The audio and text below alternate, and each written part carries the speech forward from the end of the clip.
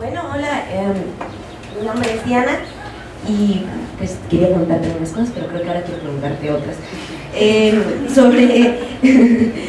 Sobre de las víctimas como objeto de derecho.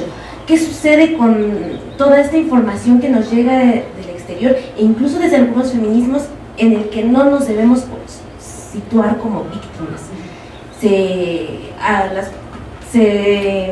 Se postula que tú como persona que fuiste abusada o recibiste algún tipo de violencia no eres víctima porque al reconocerte así quitas a gente y eso te deja en un nivel más bajo sobre tu agresor. ¿Cómo eso afecta hacia que las víctimas se animen tanto a denunciar, a exigir sus derechos? Y en el marco penal, si una persona no se reconoce a sí misma como víctima, ¿qué derechos se le otorgan? Justo lo voy a conectar ahorita que estamos con todo el tema de las violencias machistas y el 24 de abril. Hoy, no me acuerdo qué asociación, pero sacaron un video con Yakiri, Andrea Noel y Gabriela Naga. Una parte mía quería, o sea, siento, digo, igual esta es mi percepción, estoy equivocando, pero siento que una de las cosas que están cambiando es, yo estoy viendo muchas mujeres que me están denunciando mediáticamente, y después del backlash de violencia machista espantosa que están viviendo en línea, sí.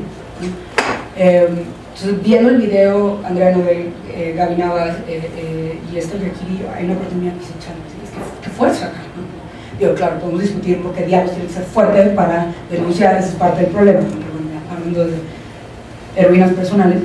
Ahora, el video, una de las cosas que me pareció curioso, por ejemplo, es no te calles, denuncia, no te calles, denuncia, no te calles, denuncia. Y me quedé pensando en estas críticas y dije, chale, es que qué cuidadosos tenemos que ser para que esto no se convierta en una exigencia hacia las mismas víctimas. Exactamente. No denunciaste, débil. Si tú denunciaras, las cosas no estarían así, ¿no? Y que como somos probablemente, o sea, la gente va a agarrar el discurso de la denuncia para joder a las mujeres. Nos estás afectando a todos porque tú no denuncias, cuando sabemos que realmente una denuncia no te puede, no te beneficia o algo te beneficia. Entonces, y por otro lado, es que importante es tener estas heroínas, o sea, le estoy llamando, o sea, qué importante es tener no cedir, ¿no? Digo, ahorita lo conecté con eso, entonces, es que, y esto lo conecté porque tú dices, no nos debemos posicionar como víctimas, ¿no? O sea, qué peligroso es cuando empezamos a prescribir. Ese sería mi primer comentario de la teoría que sea, ¿no? La raya tan fina entre criticar, porque sí creo que hay mucho del discurso de las víctimas que es cuestionable. O sea, creo que a veces sí nos acabamos posicionando en posiciones con una falta de poder que se vuelve incluso en contra de nosotros mismos, ¿no? Nosotras mismas. Pero es muy importante, creo yo, hacer críticas que no acaben cayendo en o sea, una vez más, la culpabilización de la víctima, ¿no? Creo que ahí, por ejemplo, lo importante en las discusiones es, pienso en, por ejemplo, no sé cómo frasearlo,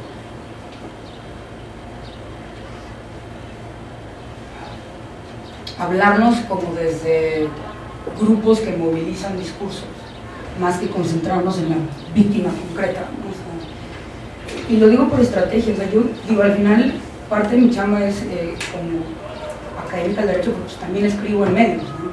Cada vez que escribo es como chale, cada vez que estoy hablando del agresor, en que estoy cayendo yo, ¿no? Que pueden ser cosas que en lo jurídico igual y no creo, pero a qué estoy contribuyendo cada vez que hablo de la víctima en mi columna, que puede tener sentido en este contexto, pero que igual, no sé, o sea, por ejemplo, ahorita traigo mucho esta cosa y la entiendo, pero es que porque traías minifalda, ¿no? Es que porque bebiste, y la réplica es, bueno, pero la violación es la responsabilidad del violador. Dices, es una idea que tiene todo el sentido en esta discusión donde nos están diciendo que por beber nos lo merecemos, pero a la hora de hacer la discusión pública, aguas con la individualización del problema. Y no porque las feministas crean, o sea, precisamente todas las chicas que yo estoy leyendo saben que no es un agresor anormal, o sea, no es un raro, pero creo que una de las cosas que están pasando es que también ciertas partes del feminismo no solo están en el Estado, sino que se están como popificando, ¿no? Se están memificando. Y lo que a mucha otra gente le está llegando es culpa del agresor. Es uno, es uno. Esa persona.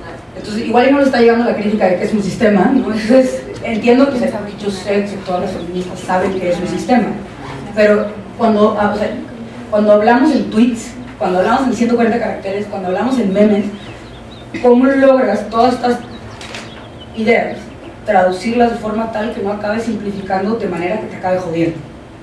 Y que luego los gobernantes digan sí, y por eso reformamos el Código Penal. Y ya ahí me quedé, y ya 80 años de cárcel, y todo el mundo aplaude porque la violación de responsabilidad del violador. Entonces, no sé si te estoy respondiendo mucho fuera de... y a ver, bueno, nomás para dos cosas que me preocupan del discurso de víctimas.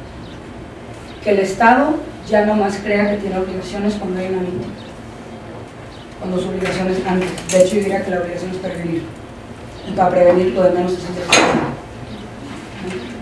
creo que nos estamos olvidando de la prevención. ¿Y por qué creo que nos estamos olvidando de la prevención? No es que nos estamos olvidando, porque la prevención es lo más complicado, porque implica cambiar el sistema. Un pequeño detalle. Que no es una persona.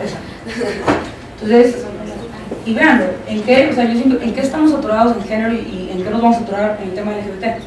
En lo sistémico, en lo que no cabe en 140 caracteres, en lo que no se va a resolver con una reforma que puedan presumir los diputados, en lo que va a requerir un trabajo constante, en lo que va a requerir movilización y redistribución de recursos. Entonces, bueno, que la víctima no se convierta en lo que el Estado interpreta como su única obligación. Y número dos, aguas, en el caso específico de México, contraponer víctima-agresor en términos de derechos, si esto pasa por darle herramientas al sistema punitivo. Yo sí creo que tenemos que, con pinzas, cualquier reforma que no, o sea, que debilite la salvaguarda para nuestras autoridades. Entonces quizá deberíamos estar pensando en otros mecanismos. O sea, yo apenas estoy llegando al lado de, parece que lo que hemos hecho está mal, y apenas estoy entrando al, bueno, si no esto, ¿qué es? Si no es esto, ¿para dónde voy? A ver, volviendo al derecho, una de las cosas que a mí me frustran es que una de las paradojas del derecho es que sirves para nada. El abogado y la abogada está entrenada para dar el sistema jurídico por dado. O sea, un buen abogado es el que usa el marco que hay para argumentar, no es el que crea nuevos marcos. Es una de las cosas que más me frustran, es que siento que, o sea, analítico, no estoy diseñada yo para pensar en cosas nuevas. Yo por eso, y no sé quién sí, yo por eso luego voy con lo de las políticas públicas a ver si ellos saben más cosas. Yo siento que yo particularmente sigo para lo que ya hay, como lo uso a mi favor, y aquí sí siento que tenemos que abrirnos las cosas. Ahora, es posible. Una cosa que no voy a dejar de señalar, por ejemplo, en México hemos innovado. La CONAPRED, estoy diciendo la CONAPRED, el CONAPRED, es algo nuevo, no es ni civil, no es ni penal, no es ni laboral, no es, o sea, es una cosa rara, ¿no? La CNDH ya estamos acostumbrados a ella, pero también no encajaba propiamente en estas cosas, entonces sí es posible salirse de lo civil y lo penal. Claro, la CNDH y el CONAPRED en muchos sentidos replican la lógica, son juicios, entonces salen, pero otra vez vamos al maldito tema del juicio. Pero lo cito como ejemplos porque muchas veces hablo con abogados y abogadas y si no es civil o penal no hay nada. Y creo que estos son dos ejemplos, quizá no los mejores, pero son dos ejemplos de que sí podríamos estar haciendo otras cosas. Número uno. Número dos, yo me muero por irme a la historia del Estado benefactor y los derechos sociales, económicos y culturales.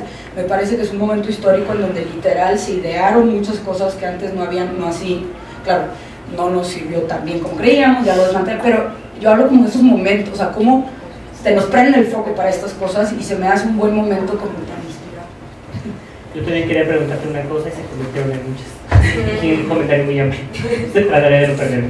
Primero, bueno, cuando hablas de los mecanismos de Canal 4, y creo que me perdí porque nomás anoté 3, los derechos fundamentales, la judicialización, el derecho penal y el sistema penitenciario, pero ahí me quedé.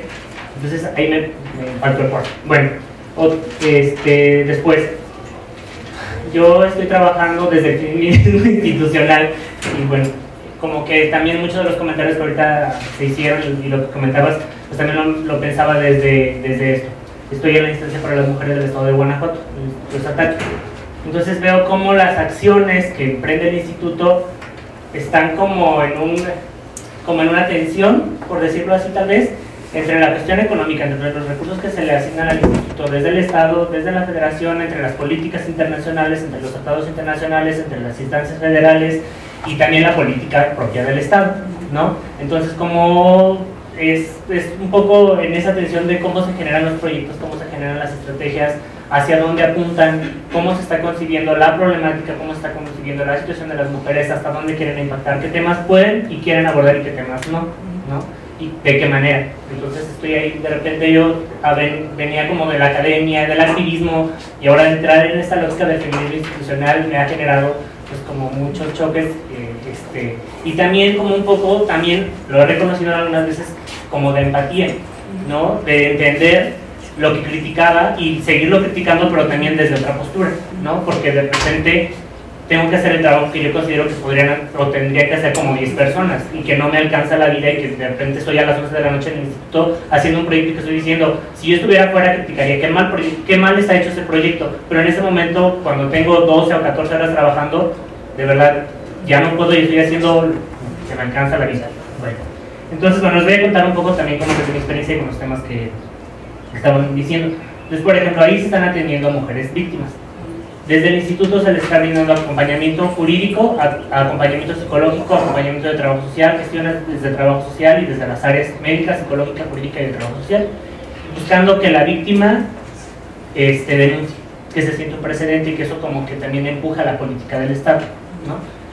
¿Y qué pasa? Pues que la víctima no es nada más la víctima y el instituto tratando de fortalecerla, de acompañarla en el proceso, ¿no? Sino también está la familia y están los jueces que no quieren atender, que después el instituto, y es el mismo Estado peleándose con el mismo Estado de los jueces, y por ejemplo el instituto está generando como estrategias de capacitación, de sensibilización, igualmente con jueces, con ministerios públicos y demás, que, ay no, ¿para qué la atiendo? Si como quiera, pues ya lo va a perdonar. O sea, como es perder mi tiempo atender este caso, ¿no?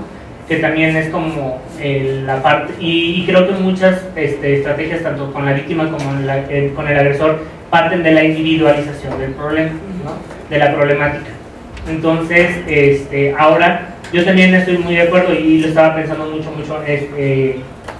cuando le llamamos usted social, ahorita que escuchaba la reflexión, esta parte de todo lo que se enfoca y todo lo que se invierte, esta parte de la penalización, en esta parte de la judicialización, y no se está volteando tanto a la prevención, a la educación, a la reeducación. Y particularmente en el instituto donde estoy trabajando el programa de reeducación para hombres generadores de violencia. Entonces hay mucha gente, incluso movimientos feministas en el Estado, que lo están criticando muchísimo, de por qué se está invirtiendo dinero en los agresores. Hasta algún comentario hubo de, pues ya cambien el nombre, no, ya pongan el instituto para los hombres guanajuatenses, se están atendiendo hombres, y ese dinero lo deberían invertir en las víctimas, ¿no? Y también desde el Estado, eso por un lado, ¿no? Y también desde el Estado se espera que además con este programa de reeducación que tiene un impacto, y tiene un impacto también de que estás luchando con el presupuesto y también con la cultura y con el sistema, ¿no? Tú haces, pero circo, maroma y teatro igual trabajas en campo todas las horas del día y te vinculas y vas casi puerta por puerta buscando y te va a llegar un señor o dos, ¿no? Entonces es como, complejo de repente también hacerle ver al Estado que es una buena estrategia, pero que no espere ver como el cambio en los índices de violencia en 2 meses, ¿no? Y que no por eso se retire el recurso al proyecto, por ejemplo, y que no es el hombre individualmente, sino que es esto, y que eso aporta a que esto vaya en detrimento del proceso de educación y de prevención. Pero sí es complejo, tanto que los usuarios, las personas lleguen, pero finalmente también en lo individual, pues es interesante ver como la experiencia que van compartiendo los hombres que acceden al proceso y que después ya no quieren dejarlo, y que describen cómo ellos mismos como hombres se van como reconceptualizando, cuestionando todas las cargas del sistema de género que los tenían también a ellos como víctimas del sistema, ¿no? Y como agresores a las personas con las que buscan convivir y llevarse bien, que son muchas veces su familia, sus parejas, sus hijos, sus mamás, especialmente trabajando con la violencia contra las mujeres, que es el eje central del programa de reeducación. Entonces, bueno, en ese sentido iban mis comentarios, ¿no? como en esta parte del feminismo institucional y esta tensión entre la política del Estado particular, políticas generales, y esta individualización tanto de la víctima como del agresor, lo que se espera en términos políticos y económicos con esos programas, ¿no? Tanto desde la parte de la judicialización, como decir, pues están encerrados ya, ¿no? Entonces ya mi política tuvo efectividad, y los de reeducación, pues ¿cómo lo compruebas? ¿Dónde están tus índices? Ya, ¿cómo lo compruebas en la efectividad en él y ya jamás va a volver a ser violento? Ya con eso vas a solucionar la problemática, porque ellos quieren ver como soluciones, creo que se quieren ver soluciones como inmediatas, ¿no? Y el cambio en estructura, pues no es, sabemos todos que no es un cambio, todos y todas, que no es un cambio tan inmediato, ¿no? Y que además cruzan, regresando a cruzan otras cuestiones, ¿no? Culturales, económicas, políticas, lo que les decía, la víctima no es nada más la víctima y el instituto, no es solamente quien está en el proceso de reeducación en el instituto, es como, pues vas a la sesión 2 horas a la semana y está detrás de eso, pues todo el sistema económico, político, tu trabajo, tu familia, y muchos hombres que dicen es que así fue criado en mi casa y eso lo vi en todas partes, entonces es un proceso complejo, ¿no? Finalmente, y que se realiza como esta parte desde las tomas de decisiones, desde la toma de poder, de decir es importante invertir en esto, pero no es un resultado que vas a ver el próximo mes, ¿no? Y no vas a ver el índice bajar ahorita, para que entonces veas que es efectivo y que es necesario seguir invirtiendo en esto. Y bueno, ahora ahí va el comentario. En realidad mi comentario es más como una reflexión a partir de lo que Diana mencionaba hace ratito y de esta cuestión de la individualidad que se hablaba, y bueno, me hizo como pensarlo. Yo recordaba por ejemplo a Foucault retomando a Kant en algún momento, hablando de qué es la ilustración, cosas así, y hay algún pasaje en el que hablan de la revolución, y entonces un poco lo que se comenta aquí es que lo importante de una revolución no es tanto quienes están haciendo la revolución, sino quienes ven a su alrededor, o sea, la sociedad que no está dentro de la revolución, pero que ve que alguien está haciendo transformaciones, que alguien está haciendo cambios, ¿no? Porque esto, decían ellos, impacta más como a la cuestión de como esta estructura social en la que están formados y que se dan cuenta que las cosas se pueden hacer de otra forma. Entonces, lo que a mí me parece como interesante de esto es que ustedes hablan de como la complejidad de que cuando a un agresor se le lleva a la cárcel y que bueno, queda ahí, que se toma como el agresor en particular, que de repente pues queda ahí, que a lo mejor de pronto se hacen algunas reformas y que ya pareciera que no hay más, pero a mí me da la impresión de que justamente puede ocurrir lo contrario, que esto se va socializando, que sabemos que estamos como en ese proceso, ese proceso de hacer, bueno, de reconceptualizar, de hacer una construcción de un sistema, en que justo los que están afuera y que son agresores, o que en algún momento han sido agresores, o que tienen, digamos, cierto potencial como agresores, pueden darse cuenta de que ya no es como antes quizá, que podían agredir y saber que no pasa nada, ¿no? En un sistema totalmente patriarcal, ¿no? Entonces que ahora este tipo de casos que se van dando, que son como en lo individual, en lo particular, y donde sabemos que bueno, puede ser el caso de una chica y un agresor, pero detrás de esas dos personas hay un movimiento, hay gente trabajando alrededor que ha permitido que haya castigos y que se contemplen reformas, ¿no? Entonces creo que si lo pienso, o yo lo pensaba como al revés, o sea que justo se van poniendo como el camino, o se van dando las bases para que en realidad vaya habiendo transformaciones que cada vez impacten más, ¿no? Entonces lo pensaba solamente como un comentario. Sí, digo 4 mecanismos. O sea, si le apostamos al Estado, creo que muchos de los esfuerzos, no todos, muchos de los esfuerzos que han habido son los siguientes: que reconozcan un derecho. Quiero estar en la Constitución. Una de las preguntas, por ejemplo, constantes que tengo en México es, siento a veces que muchos movimientos, y esto no es solo feminista, porque si ustedes pueden ver la Constitución, o sea, tenemos derecho a la cultura, al agua, al deporte, y a ver MTV. O sea, está cabrona nuestra Constitución.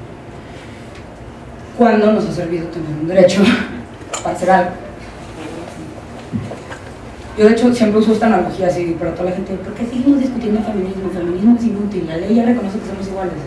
cuando en México tener un derecho en la Constitución ha servido para algo, ¿no? Ahora, entiendo que la gente que empuja por los derechos, una de las razones por la cual lo hace es porque a la hora que están trabajando con jueces, con policías, con lo que sea, hay esta lógica formalista donde les dicen que si la Constitución no dice con todas sus letras X, ¿no? Lo que a mí me preocupa es que al tomárselos por bueno y seguir insistiendo, seguimos abriendo la puerta a que la gente nos siga diciendo que si no está con punto y letra no existe, ¿no? Entonces, y esto lo digo porque una de las cosas que a mí me gusta de Dean Spade es él cuestiona lo que nos cuestan nuestras estrategias, no solo en términos estatales, o sea, cuántos centavos se va al presupuesto de X, sino como organizaciones o como movimiento social, cuánto dinero invertimos en algo y cuánto tiempo invertimos en algo. Cada segundo que estamos peleando por la maldita constitución del DF es un segundo que podríamos estar utilizando en algo más. Y no es por nada, pero precisamente la ventaja de tener una constitución federal es que la constitución del DF me la pela, güey. Salvo que me dé más derechos, pues, pero eso nos sirve tener una constitución federal. Que ya sé que simbólicamente no, importa, o sea, importa el tema del aborto, pero ya una de las ventajas de tener la constitución federal es que eso ya está ganado, ¿no? Entonces, él, por ejemplo, tiene un artículo que se llama Under the Cover of Gay Rights, bajo la cubierta de los derechos gay, y empieza criticando el litigio de California, de matrimonio. Para quien no sepa, en California pasó algo muy curioso, se da matrimonio entre personas del mismo sexo y luego se quita. Para quien diga que los derechos no van para atrás, si van para atrás, si van para atrás, para acá. Pero había como quiera las domestic partnerships, los enlaces conyugales, y en California tenían exactamente los mismos derechos que el matrimonio buga, lo que cambiaba el nombre. Entonces él empieza cuestionando, a ver, la cantidad de dinero que las ONGs invirtieron en este litigio era espeluznante. Todo para cambiar algo que materialmente no modificaba la vida de una sola persona, que iban a tener exactamente los mismos derechos. No es que no haya un efecto simbólico, pero híjole, no puedes obtener los dos, algo que cambie lo material y lo simbólico. Entonces, una es, digamos, esta apuesta por el derecho concreto, y la pregunta de cada segundo que invertimos en esto. O sea, otro ejemplo, en el 2011, cuando se reformó la Constitución en México, se metió preferencias sexuales en el derecho a la no discriminación. El derecho a la no discriminación en México se mete en el 2001 con en 1000 causales. Una de las causales era preferencias. ¿Cuáles preferencias ahora sí? Claro, no faltaba el idiota que decía, pues yo prefiero tomar Bonafont, ¿no? La misma corte, en varios casos, reconocía que cuando la Constitución decía preferencias, quería decir preferencias sexuales. Matrimonio gay y trans se ganó antes de la reforma 2011. Entonces ni siquiera judicialmente era necesario meter preferencias sexuales. Pero no solo se insistió, sino que mucho de la reforma de derechos humanos de 2011, que todos los jueces y juezas presumen, por 2 segundos se puso en riesgo por el maldito sexuales. Entonces ya estaba ganado. Y por cierto, no ha servido de mucho. Los estados siguen ignorando la Constitución, ¿no? Entonces, bueno, por ahí va. Entonces, ¿qué mecanismos? Uno es el tema de qué derechos me reconocen. Número 2, apostarle a las cortes. Las cortes son muchas cosas. Aquí es donde me comí uno de los mecanismos. Uno es cortes constitucionales. Y esto lo digo porque, por ejemplo, yo que en el CID estamos financiados por la Fundación Ford, mucha de la lana de la Fundación Ford para derechos reproductivos era vía litigio estratégico constitucional o internacional. Y ahorita estamos obsesionados con llegar a la Corte Interamericana, y la Corte Interamericana, volvemos al tema, puede servir para muchas cosas, pero no para todo. Entonces, un litigio de la Corte Interamericana, si bien te va, son 8 años. ¿No? Y tenemos nuestras sentencias y adivinen qué, seguimos con el mismo problema, nadie las implementa. Entonces, cortes constitucionales, y aquí van los otros dos, cortes civiles. Esto lo digo porque Dean Spade critica las anti-discrimination laws, que en Estados Unidos son derecho civil, que son todas estas leyes que en 1965 se implementan para erradicar la discriminación racial. Esto de que no puedes entrar en mi restaurante porque eres negro, pues ya puedes entrar en mi restaurante, hoteles, servicios públicos, empresas, escuelas y deporte, ¿no? Y es un mecanismo civil donde tú no demandas hablando de la individualización. Por ejemplo, en derecho laboral, o sea, tienen todo su derecho de employment discrimination, y ahí no te vas contra el chuchito que te acosó, te vas contra la empresa que no hace nada. No resuelve todo, pero resuelve mucho más. O sea, de hecho, si hay un tema que en Estados Unidos, en las empresas cambió, es el tema del acoso sexual y acoso laboral. Porque a la empresa sí la puedes demandar por $20 millones, a Chuchito no. Entonces, es un mecanismo limitado, pero de hecho, si lo haces bien, no es tan limitado. Y aquí en México, todo lo que se ha hecho en materia de acoso laboral es sancionando al Chuchito. Y vean qué pasó. Ciertas universidades, no voy a decir cuáles, no les pasa, o sea, jurídicamente no les pasa nada, porque el problema es Chuchito. Cuando precisamente si tú vas a incentivar a que alguien haga algo, el punto es incentivar a la universidad. Claro, la incentiva es para que lo corran, no estoy diciendo que el acosador no es relevante, pero como estrategia de política pública, contra quien te deberías ir es contra el monstruo, que es el que encubre. Bueno, que eso en México no lo tenemos. En México se reformó la Ley Federal de Trabajo en el 2012, se metió en el artículo 1, 2 y 3 que todos tenemos derecho al trabajo digno y no discriminatorio, que no se puede discriminar por género, estado civil, embarazo, nada. Pero adivinen qué, no hay un solo procedimiento para hacerlo efectivo. Se prohíbe discriminar, ok, ¿y a quién demanda? Por ejemplo, de nuevo, no, DeanSpace lo critica, pero una cosa muy interesante que hicieron en Estados Unidos, tienen a su como CONAPRED del trabajo, que es la Equal Employment Opportunity Commission, y a esta cosa le dieron 2 facultades espectaculares. Número 1, información, que nosotros no tenemos. Todas las empresas tienen que tener registro de cada persona que hace lo que sea en la empresa, y lo tienes que tener desagregado por sexo, raza, nacionalidad, etcétera, etcétera, etcétera. Con la información, CONAPRED del trabajo ya puede empezar a ver, adivinen qué, cifras. Ay, güey, en esta empresa tienen 1% de mujeres. Y sin necesidad de víctimas concretas, esta CONAPRED del trabajo podía iniciar juicios y las víctimas se convierten en testigos, pero no todo recae sobre la víctima concreta. O sea, aquí, con este tipo de poder, ya mucho más detallado, empiezan muchos de los grandes juicios.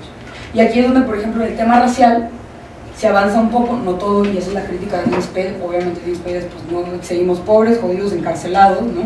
Pero bueno, dentro del mundo laboral, para la gente privilegiada que tiene trabajo, con esas cifras, tú dirías, no hay manera de que tú tengas 5% de mujeres y que no sea por discriminación. Lo siento. Imagínense poder demandar a la UNAM porque hay 3% de mujeres en física, y que no necesitas a mujeres en concreto que te cuenten cómo el profesor me discriminó. El solo número te indica que algo está fallando, y es la carga de la universidad o la carga de la empresa o la carga de lo que sea, demostrar que sí hizo cosas, y que de plano las mujeres están tan cero interesadas en física que por eso tienen el 5%, cosa que nunca se va a lograr. Hay límites. Una de las profesoras con las que me tocó estudiar se dedicó a cómo las cortes en Estados Unidos, con un caso de Sears fácil de, pues yo les dije y no quisieron. En Sears había esta segregación horizontal. O sea, no es solo entre más alto escales menos mujeres encuentres, sino dentro de Sears los hombres te venden televisiones, las mujeres te venden perfumes. Y adivinen quién gana más, los que venden televisiones. Entonces, el CONAPRED del trabajo demanda a Sears, y Sears dice así como, pues les dije, pero las mujeres no querían, y las cortes les empiezan a aceptar el argumento de que las mujeres no tienen el interés de vender televisiones y ganar más dinero. Nomás estoy diciendo que, a pesar de lo acotado, en México podríamos hacer un poco más. Imagínense que serían de las universidades y de hecho las podríamos demandar. No es un lugar chuchito. Ahora, nomás para aclarar los mecanismos, ¿no? Y los otros, de hecho, que no. Ahora, para juntar un poco ustedes dos, ahorita tú hablabas, ¿no? Yo ya que estoy dentro del Instituto de las Mujeres, chale.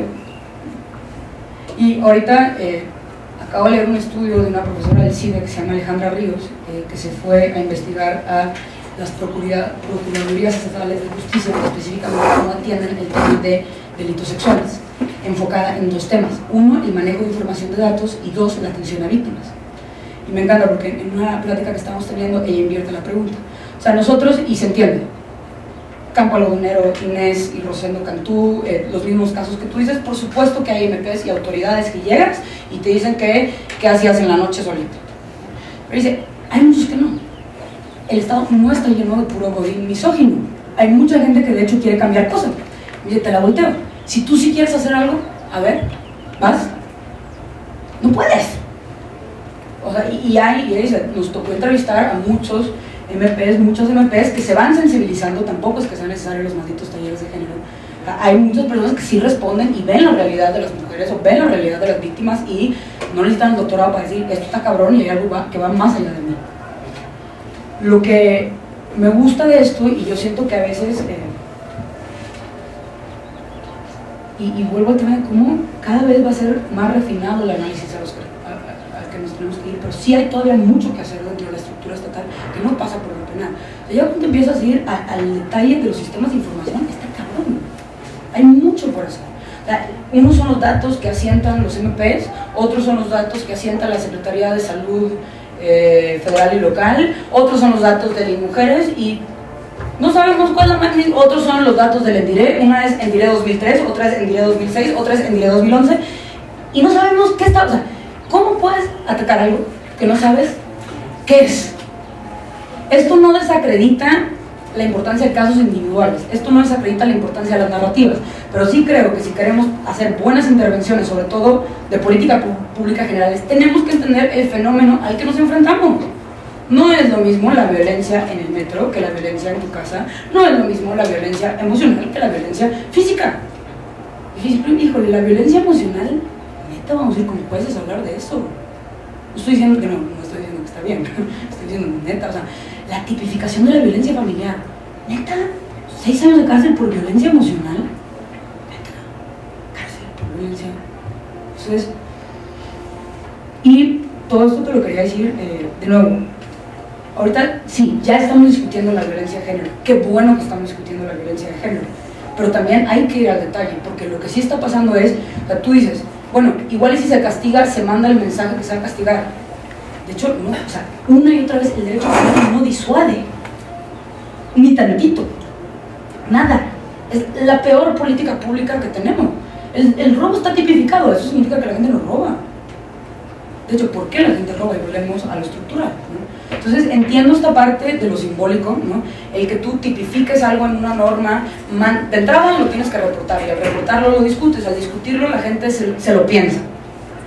Pero fuera de ahí, lo que estoy viendo después de 20 años de apostar al derecho penal es que ahí se queda. Mientras que los diputados y legisladores ya te pueden presumir que hicieron algo. Entonces entiendo la importancia de lo simbólico, pero sí creo que cada vez más sí nos tenemos que ir al detalle de, bueno, y después de la tipificación, ¿qué? Ahora, le dije a Jimena que viniera, una de las investigaciones que estamos haciendo en el CIDE, yo al analizar las reformas por virtud de las cuales se han metido nuevos delitos a los códigos penales, una de las constantes que estoy viendo es la importancia simbólica del derecho penal. Una de las preguntas que nos estamos haciendo es, bueno, metes al derecho penal, ¿se queda en símbolo o está teniendo efecto en la práctica? ¿Es una reforma que ahí se queda en el aire o a qué está impactando? Y yo creo que una de las consecuencias o una de las preguntas que yo me hago del trabajo de Dean Spade es, tú metes este tipo penal, tiene que haber una asignación presupuestaria para esto, pero ¿cómo de hecho es utilizado ese dinero que tú diste para A por la policía? Y aquí es, por ejemplo, los estudios de Ana Laura Magaloni, los he estado leyendo, es muy interesante cómo tú quieres fiscalizar al MP. ¿Cómo lo fiscalizas? Uno de los criterios que están utilizando es el número de consignaciones. El número de para medirte, ¿no? Entonces, esfuerzo progre, ¿no? Yo quiero medir el MP, yo quiero evaluar el MP, ¿qué criterio uso? Consignaciones. ¿Qué incentivo genera esto? Que yo me vaya contra los delitos en flagrancia, porque literal te puedo agarrar y los delitos fáciles de comprobar. ¿Qué es lo fácil de comprobar? Chuchito se robó 300 pesos en Walmart. Entonces, el dinero, o sea, la legitimidad del sistema y el dinero que tú invertiste en A está teniendo efectos en la práctica en B. Entonces, por un lado creo que le prestas una legitimidad moral al sistema, que eso no es menor en este país. Y número dos, sí creo que además hay una movilización de recursos que ni se usan para lo que tú quieres, porque, así que tú digas, ¿cuántos violadores hay en la cárcel? No, las cárceles mexicanas no están llenas del gran narcotraficante, no están llenas del gran violador, están llenas de hombres que roban 400 pesos o que transportan nada de marihuana. Entonces entiendo la parte de lo simbólico, pero también está esta otra parte. Y número dos, una estrategia puede tener cosas buenas y malas. La cosa es, uno, verlo y responsabilizarnos de ello. Yo sigo sin conocer una estrategia que no la cague. Y creo que el mismo feminismo, o sea, toda la lucha entre el feminismo blanco, negro, colonial, es, la vas a cagar, güey. O sea, eres feminista, pues la vas a cagar. La vas a cagar. Se te va a salir lo racista, se te va a salir lo racista, se te va a salir lo blanca, se te va a salir lo colonialista, se te va a salir lo... La vas a regar. Lo capacitista, güey, o sea, ¿cómo nos aseguramos tener los mecanismos para escuchar a las personas que estamos perjudicando? ¿Cómo nos aseguramos tener los mecanismos para tener estos espacios para siempre estarnos cuestionando en qué lo estamos haciendo? Entonces, por supuesto que hay cosas buenas, también hay cosas malas y creo que hay que ver los dos y siempre estar conscientes de eso. Y esto lo digo, por ejemplo, yo he luchado por el matrimonio entre personas del mismo sexo, pues porque es un tema ganado, o sea, porque no es válido que digas que porque son dos mujeres, no. Pero si es esta cosa de chale, ¿cuánto tiempo, o sea, voy a invertir en esto? Entonces, bueno, tenía alguna otra cosa, pero no. Ahora, bueno, por ahí. Estamos hablando de derecho penal, justo de cómo funciona. Me gustaría darles un ejemplo que siempre doy en mis clases. En el Código Penal para el Estado de Chiapas tenemos justo los hechos que comentaba Estefanía, ¿no? Que es bastante grave porque atamos a los médicos también de manos, porque no podemos ignorar que hay no podemos ignorar que hay una discriminación institucional de género, pero tampoco podemos ignorar que hay una insuficiencia de recursos, hay un fallo institucional que viene desde muy atrás. Entonces, bueno, en diciembre del 2013 o 14 entra una agenda que reforma varios artículos del Código Penal de Chiapas, y la agenda era para defender los derechos de las mujeres, o sea, era una agenda basada en la igualdad de género. Entonces entra una serie de delitos que se llaman violencia contra los derechos reproductivos, violencia obstétrica y todos los que se asimilan. Entonces va desde el médico que insulta a una mujer en la sala de parto hasta, por ejemplo, el médico que le niega acceso a una mujer porque ya no hay camas, o el médico que no le da el bebé a la mujer al momento de nacer para que exista este contacto. Ok, entonces cualquiera podría decir, wow, o sea, estamos avanzando, o sea, realmente estamos castigando a quienes se atreven a violar los derechos reproductivos de las mujeres. Curioso, cuando vemos al aborto, en el mismo Código Penal no existe la causal salud. Es decir, la mujer que tenga un aborto o que necesite un aborto, necesite interrumpir su embarazo por causal salud, no la hay. Entonces, ¿qué está pasando? Estamos nutriendo el mismo sistema que está lastimando a las mujeres, en realidad. Y no desde el punto de vista indirecto, como habla de manera muy clara el trabajo de Catalina, pero de una manera muy directa. O sea, ese mismo código que según esto incluyó una agenda para proteger a las mujeres, ese mismo código también las lastima desde otro punto de vista, el aborto. Entonces, para ilustrar de cierta manera. Ahora, otra cosa con respecto a, esta noción de que vemos que se transforma, es decir, no podemos olvidar que en México existen unos índices de impunidad altísimos, y otra cosa que, por ejemplo, la sociología del derecho lo habla de manera muy clara. Estamos viendo solamente las cosas que llegan al derecho penal, que a pesar de que, o sea, por el abuso del sistema punitivo, podríamos decir, hay una cantidad de casos enorme que llega al sistema de justicia penal. En realidad no es cierto. Antes de llegar a la parte judicial, antes de llegar a tribunales, antes de llegar a un MP, por ejemplo, pasamos a través de un sistema que la sociología jurídica llama como una concientización de esa violación. Es decir, en inglés le llaman el naming, blaming and shaming, ¿no? El nombrar, es decir, no me pasa porque pues me pasó a mí, fue una mala suerte, ni modo, me agredieron, y así es la vida, y tan. O sea, pasamos a través de una serie de etapas hasta llegar a las instituciones del Estado. Y eso, por ejemplo, es todo un universo que no llega a tribunales, no llega al MP, que no estamos investigando, y eso sigue sin cambiar. Es decir, para eso requieren cambios sociológicos mucho más a profundidad, cambios estructurales, y no se están estudiando porque estamos centrados, los abogados. Yo comparto la opinión de Estefanía, el derecho en muchas cosas no sirve para nada. ¿Por qué? Porque nos enseñan a focalizarnos, por ejemplo, en qué llega a los sistemas judiciales, qué llega al sistema de justicia penal. Es un número ínfimo de realmente lo que existe en un universo de injusticias y de violaciones. ya me acuerdo qué más quería decir. Vean, de hecho, la violencia obstétrica, que ahorita ya es parte de la agenda y discusión pública. Leí el Código Penal de Chiapas y la violencia obstétrica, como quedó, se define como a quien se apropie de los procesos naturales de la mujer. ¿Se imaginan a un MP investigando quién se apropió de los procesos naturales? Hay una parte mía que dice, a ver, esto no es un paper, esto no es, y entiendo la importancia de nombrar, pero esto es un código penal, con efectos muy concretos, y tienes que pensarlo regulando en esta práctica. Número 2, y lo señaló bien Jimena, por ejemplo, Roberto Castro, que si no lo conocen, leanlo, es espectacular, todo el trabajo que hace él, Irene Cacique, Sonia Fría, en el crimen sobre violencia es espectacular. Él en particular se ha enfocado en el tema de salud, y él de hecho se ha dedicado a estudiar lo que llama el habitus médico, que es cómo se reproduce, o sea, dice, a ver, estas violaciones sistemáticas que vemos de médicos a mujeres, ¿por qué se dan? Y una de las respuestas que da es, bueno, si nos vamos a cómo está estructurada la misma licenciatura, si nos vamos a cómo está estructurada las facultades de medicina, lo que vemos en todas partes es que hay una pura relación jerárquica. Estos tipos y estas tipas solo se relacionan a partir de la jerarquía. Entonces, ¿el derecho penal qué? ¿Quieres incidir? Vete a la universidad misma y cuestiona desde cuáles son las materias que dan, cómo es hasta el espacio, tipo el profesor, desde arriba hasta abajo, no sé, en fin, ¿no? Y de hecho cuenta que con esto de la tipificación de la violencia obstétrica lo están llamando de cuánto gremio médico hay en el país para preguntarle cómo se defienden.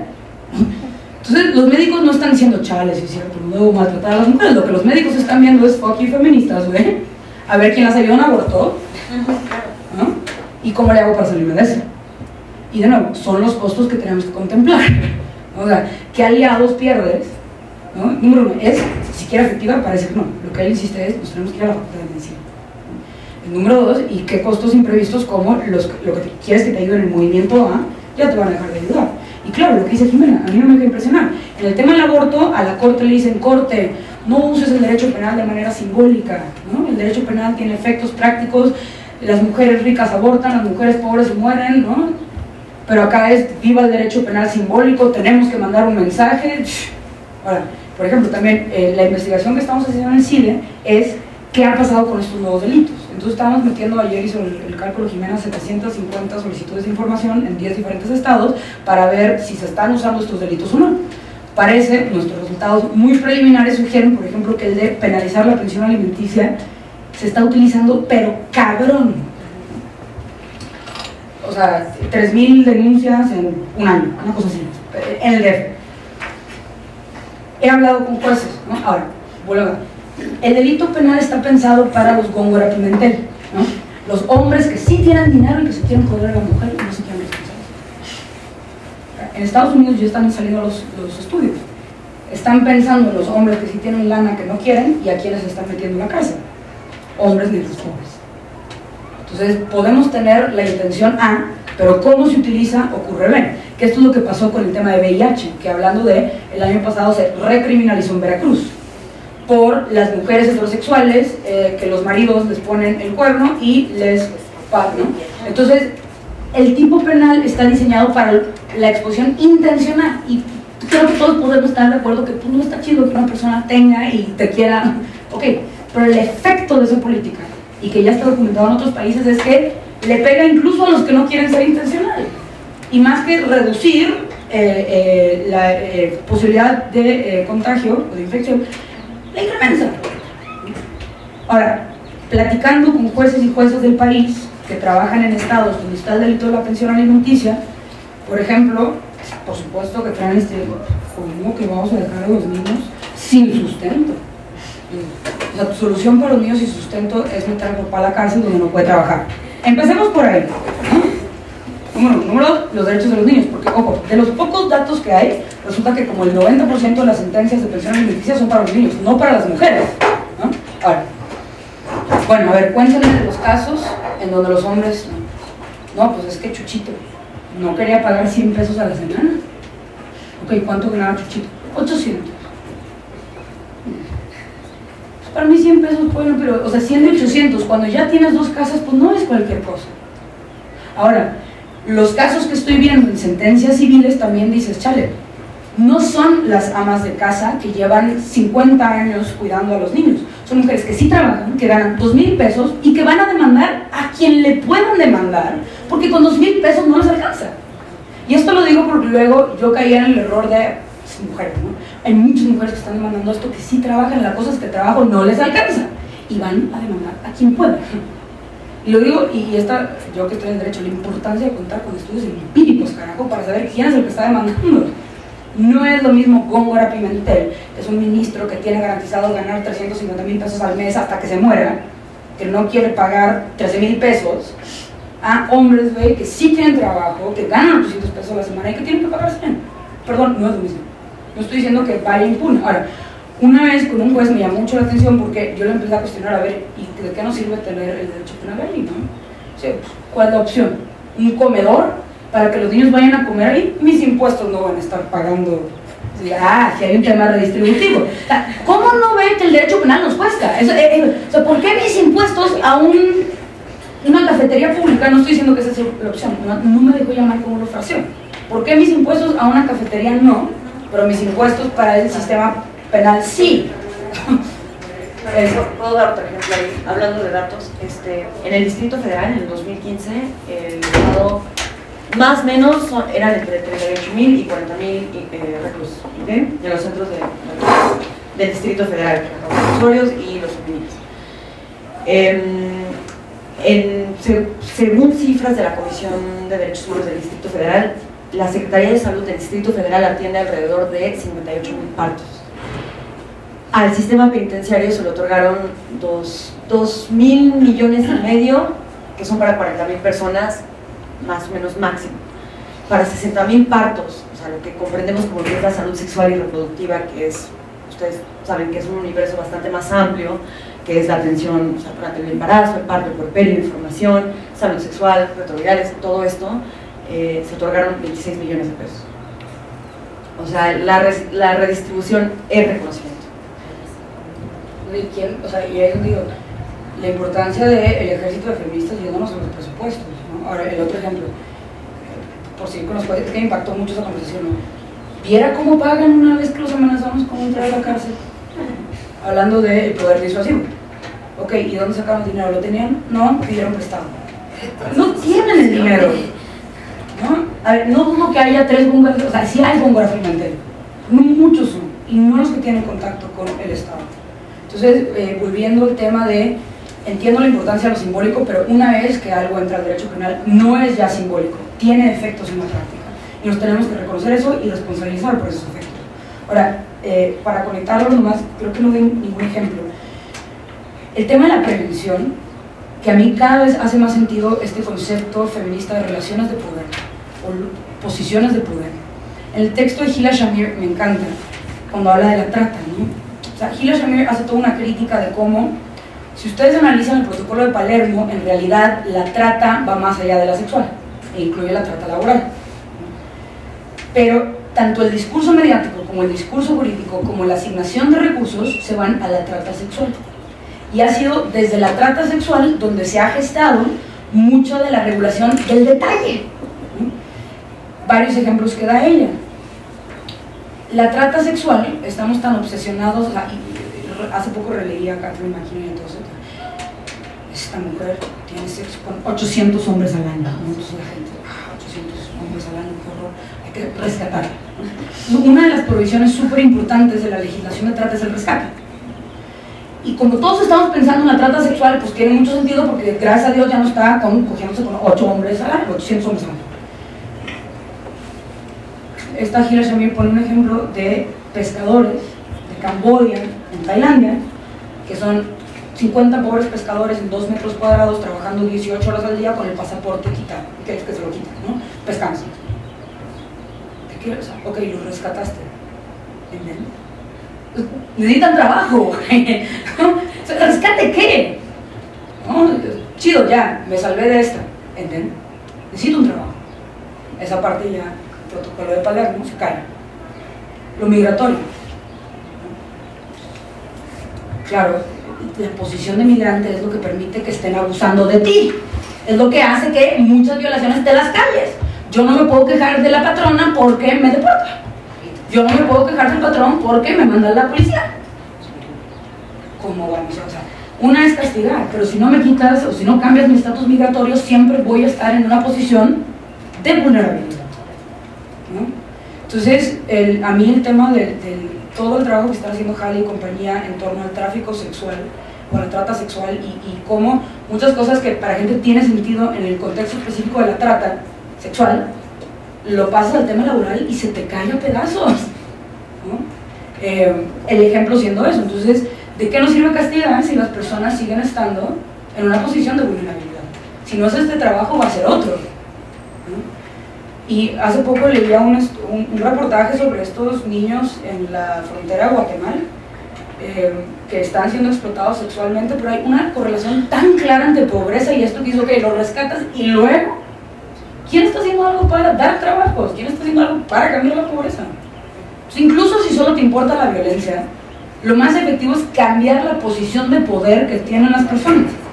Ahora, otro ejemplo, y volviendo para el acoso laboral y la individualización y todo esto, muchas de las instituciones con las que yo trabajo vía docencia traen sus propios protocolos de acoso.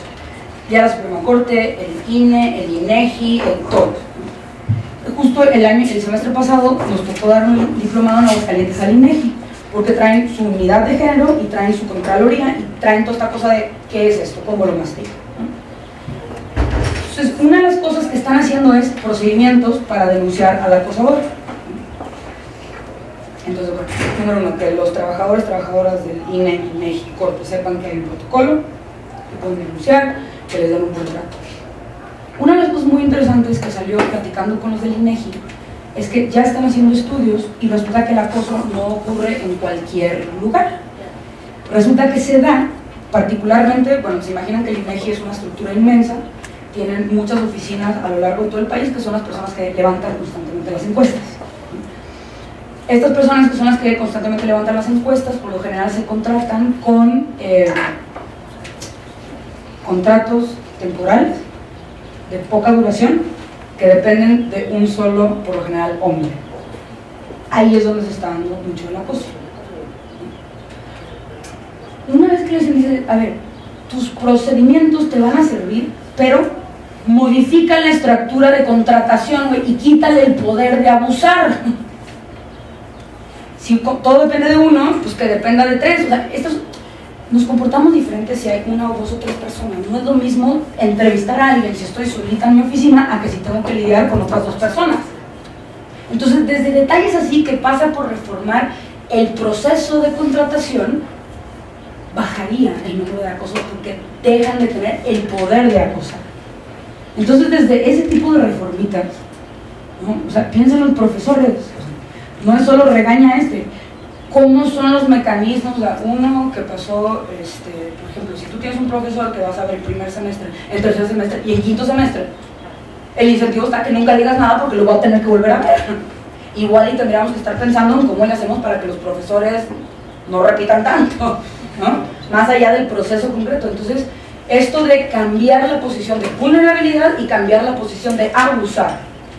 Muchas veces damos por sentado que los hombres o que los violadores o que los acosadores tienen ese poder y no, ese poder se lo damos.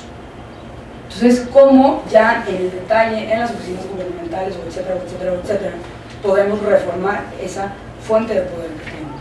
O cambiar la posición de vulnerabilidad de X personas.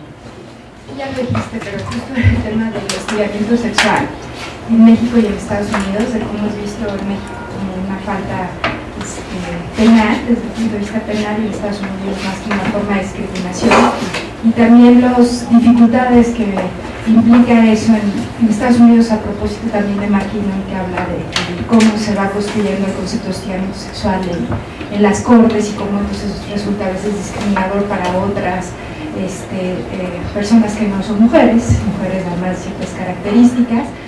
Y es que bueno, yo una de las cosas que veo es el tema de hostigamiento sexual, y hay un gran problema en general porque específicamente lo veo en el tema de las universidades, ¿no? Entonces hay todo el tema de la autonomía, todo el tema de pues las distintas características laborales de las personas, ¿no? Desde administración administrativos, estudiantes, académicos, y entonces cada uno sujeto de derecho de distintos regímenes. Y entonces, ¿cómo podemos entrarle al tema a propósito de un delito sexual que ha sido considerado como tal desde el 92 y que igualmente no solamente es el tema de la criminalización, sino de cómo se vuelve delito, en el sentido de pareciera que no quieren que la gente pueda no solamente denunciar, sino que sea procesado. O sea, si le dicen al Ministerio Público, se constituye hostigamiento sexual cuando hay miradas lascivas, ¿no? Y que es miradas lascivas, ¿no? Y la carga de la prueba sigue siendo con las mujeres. Entonces, ¿cómo, digamos, pensando en nuestro derecho, con nuestras limitaciones, cómo podemos entrar, por ejemplo, a ese tema? Porque hay también muchas preocupaciones de hacer protocolos, y uno de los temas también importantes es el tema de digamos, el derecho de todos, de las víctimas y de los agresores, ¿no? Por supuesto está este tema que sería genial que hubiera aquí, del acoso sexual ambiental, que no existe, ¿no? Lo que tú mencionabas de cómo no hablar de una persona que agrede, sino una institución que no tiene los elementos para que no se agreda.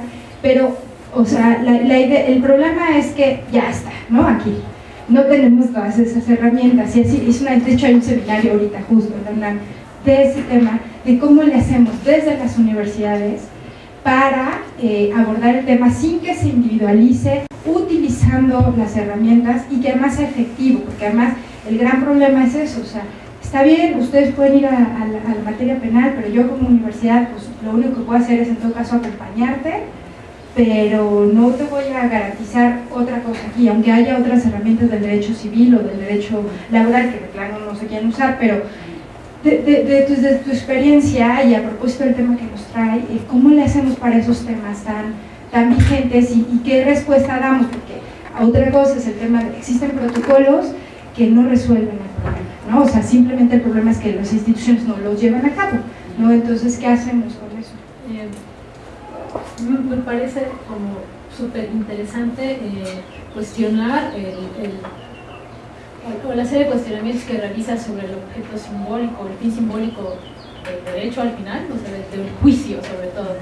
Y me recuerda ese texto de Shoshana Feldman, de Juridical Unconscious, cómo se monta hay como socialmente, hay como un valor simbólico de alguna data, y ella lo hace analizando Brown versus Board of Education, y dice, ¿por qué ese caso y no otros? ¿De dónde vino? ¿Por qué en ese momento y no antes? ¿Por qué? ¿Qué hace de un juicio el juicio de la historia? Y si lo analizamos con los ojos del feminismo, es interesante. Yo no sabía y siempre creí, bueno, lo fui escuchando poco a poco, pero que la reforma del artículo 4 no es en realidad un triunfo del movimiento feminista mexicano. Nunca te lo dicen y no lo puedes presumir, a menos que, como tú lo haces, vas y buscas la genealogía de la reforma. Porque existe es uno de los pilares del Estado moderno, el derecho como este mecanismo que logra llevar desde abajo, como las consignas, hasta la transformación social vía estatal, vía el Estado. Eso me parece interesante, y creo que también de allí puede como enlazarse con el concepto de víctima que tantas discusiones interesantes ha generado hoy. Hay en las mismas víctimas, me parece, en un sentido muy acotado de víctimas, persona que ha sufrido una violación a sus derechos humanos y que busca un tipo de reparación, un tipo de justicia. Llegar a un juicio y ganarlo sí que representa para ellos algo importante, ellos y ellas, pero también porque no hay otro mecanismo, o es el que estamos como acostumbrados a llegar. Hace poco es mi amigo, pero no voy a decir, alguien de la Comisión Nacional de Víctimas, y me decía, las víctimas les gusta ser víctimas, ya vamos a pagar la playa, tenía como duda de cómo están operando estos mecanismos, pues quería que me platicara, y me dijo, ya vamos a pagar la playa, ya vamos a pagar esto. Lo peor es que luego no nos lo quitamos de encima, porque están en los pasillos y todo, aún después de que les pagan. O sea, aún esta política estatal de como crear una imagen victimizada de la víctima, se reduce a una reparación de tipo económico o una reparación de tipo material. A mí me parecería, o en ese momento le dije, bueno, ellos están buscando justicia y ustedes les pagaron dinero, entonces no te los vas a quitar de encima, si quieres, porque ellos siguen buscando más cosas, y no es, quizá no les gusta ser víctimas, sino son la única instancia que les ha dicho que les va a poder reparar algo. Entonces es a donde van. Entonces van a seguir en los pasillos y van a seguir esperando como a la persona que atendió su caso, porque necesitan más, pero no hay como otra instancia a la cual puedan recurrir. Y los operadores estatales creen que porque ya pagaron, y en eso se va a reducir al final toda esta política de víctimas, pro víctimas, que es en pagar. Corte Interamericana, 7 casos, sin contar Castañeda, porque es otra onda, no lo contamos. 7 casos. Caso de violaciones sistemáticas, tortura diferenciada por razones, violaciones muy graves, pero reparaciones pagadas, económicas, investigación, nada, en ningún caso.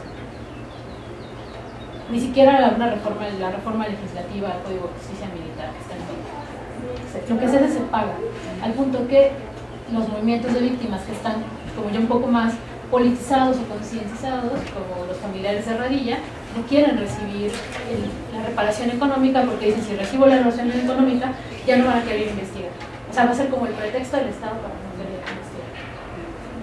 Entonces, son como cosas que tú luego ves en otros lados o que yo he pensado desde otras dimensiones, y al escucharte y al escuchar otras participaciones digo, es exactamente lo mismo, ¿no? Bueno, yo estoy empezando justo a trabajar el tema de violencia obstétrica y pues me hace muchísimo sentido todo esto que están diciendo, desde cómo se maneja el tema de los derechos, cuando pues lo que he visto hasta ahora, en el momento en que se pasa todo el trabajo de las parteras, ¿no? Que se hacían los partos en casas y demás, a tener que hacerse en hospitales con la intervención médica de... Ahora las parteras son ayudantes de los médicos porque ellos son los que saben, los que tienen que decir cómo se hace.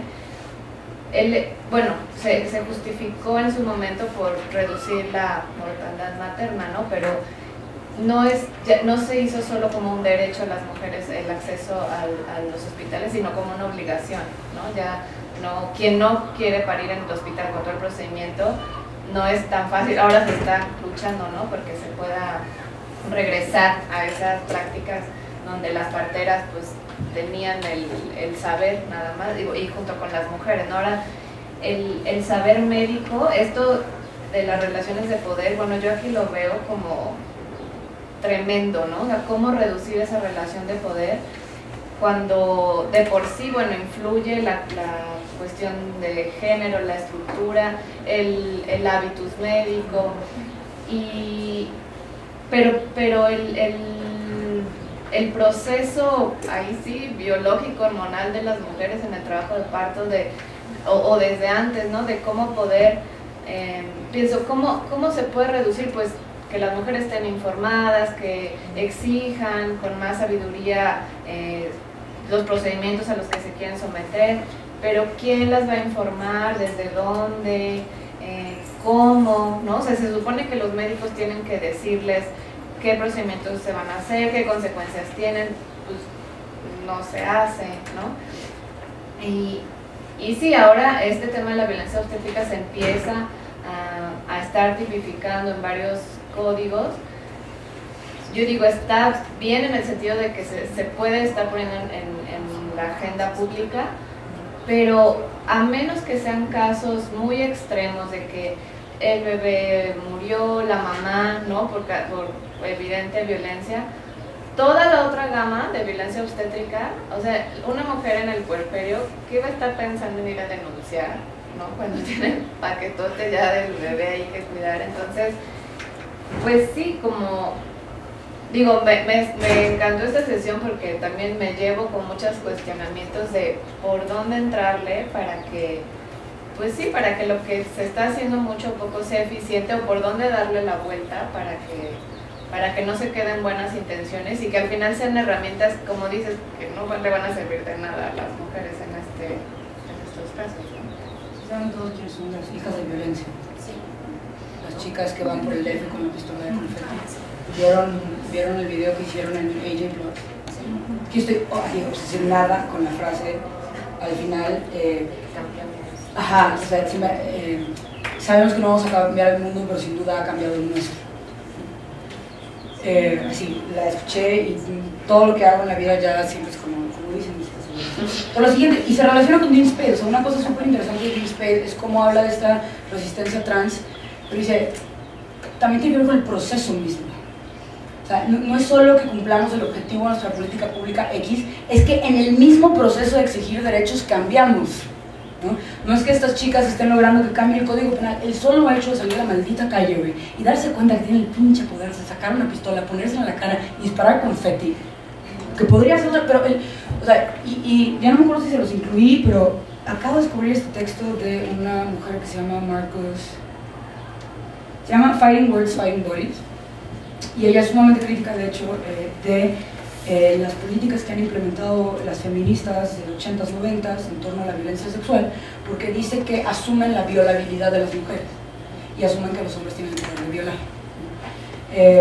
Y ella dice que hay que cuestionar este poder, o sea, que de hecho no. Por ejemplo, dice, muchas de las mujeres, y yo no había pensado, y ahorita con todo el tema del acoso en la calle, leía un estudio, es más probable que como hombre estás más en riesgo como hombre de sufrir violencia que como mujer. Vean, o sea, la guerra contra las drogas, I'm sorry, pero recae sobre los hombres. 7 mujeres son asesinadas diario, pero la cantidad de hombres también es pendeja, güey. Pero las mujeres viven con más miedo. Entonces, o sea, esta distribución desigual del miedo está cabrón, güey. O sea, aunque es más probable que como hombre te pasen cosas en la calle en las que cambiamos cómo nos vestimos, por qué calle, somos las mujeres, güey. Aunque igual y nunca te pase nada en la chingada calle, güey, lo tenemos tan pinche interiorizado que somos violables, güey, que afecta nuestra vida, ¿no? Entonces ella dice, número uno, reconozcamos que muchas veces pasa por esta redistribución del miedo que ni siquiera se concreta y que el miedo muchas veces es lo que nos paraliza. Otras ideas, por ejemplo, hace toda esta crítica de cómo lo peor que te puede pasar como mujer es que te violen, ¿no? Pero a la vez es esta cosa de no resistas porque se puede enojar el cabrón, ¿no? O sea, esta idea de que no les digas que no porque se va a enojar. O sea, ¿cuántas chicas, y ahorita que ya hay más estudios, no llegan a decir que no porque tienen tan interiorizado que si dicen que no, él tiene más poder de someterlas que simplemente cogen, ¿no? No cabe violación porque no es que dijeron que no, porque tienen tan interiorizado, ¿no? Y dice, por ejemplo, aparentemente, en un estudio que ella cita, si resistes, muchos hombres sí lo dejan de hacer, ¿no? En acoso parece que está pasando lo mismo. El solo hecho de que lo voltees a ver a los ojos resulta que ya es como, ay, güey, ¿no? Ella obviamente dice, a ver, tenemos que tener cuidado con no culpabilizar a la víctima, pero quiere cuestionar esta como inevitabilidad de que siempre eres débil, ¿no? Y lo estoy conectando con lo que tú dices, porque como mucho, o sea, y que Dean Spade y las hijas de violencia y lo que tú señalas, la importancia del proceso mismo. Igual no tenemos muy claro cuáles son las políticas que debemos implementar, pero el solo hecho de estar aquí discutiendo todas ya te da otra imagen, ¿no? Otra idea, otra... te empodera, en el sentido, o sea, como las hijas de violencia lo entienden, ¿no? Ahora, y de nuevo, para el tema de violencia obstétrica, ¿no? Uno es trabajar con médicos, médicas, otro es las mismas mujeres, ¿no? Que tengo entendido, o sea, de lo poco que he leído, y no he leído mucho, pero lo poco que he leído mucho es el solo hecho de rescatar saberes y de juntarse ya genera otro tipo de dinámica, ¿no? Ahora, a tu pregunta de la violencia en las universidades, o sea, justo ahorita, a ver, que en Estados Unidos traen el tema de todo, la violencia sexual entre estudiantes más que la violencia de profesores alumnos. Aunque, por ejemplo, es que hay que notarlo, ya en muchas universidades ya no hay, o no en la misma magnitud que antes, el problema de la violencia profesor-alumno.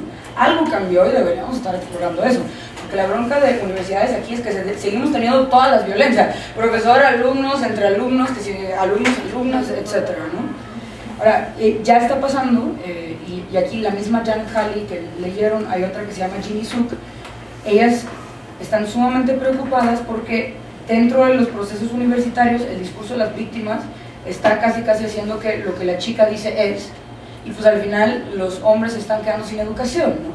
Entonces no es un proceso penal, pero pues no es cualquier cosa que se quede sin educación. Y de hecho ahorita, por ejemplo, estoy segura, el caso este de la chica con el colchón en Colombia, o sea, es un caso de una chica junto con otras dos que denuncian a un chico, una al final se retracta, las otras dos quedan, y el procedimiento interno de la universidad considera que no hay suficientes elementos para considerar que el chico hizo algo malo. La chica, como protesta para un proyecto de arte, empieza a cargar su colchón por toda la universidad y no lo va a dejar de cargar hasta que no haya justicia, ¿no?